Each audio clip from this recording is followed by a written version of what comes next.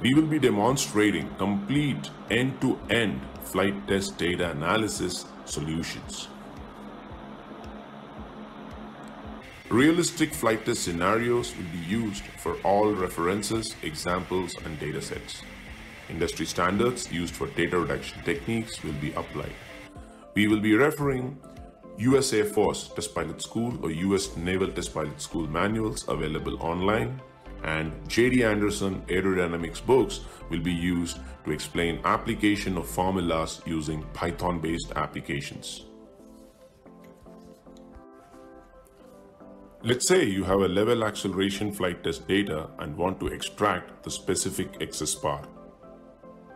We will conduct the level acceleration test point on the commercial simulator and extract data.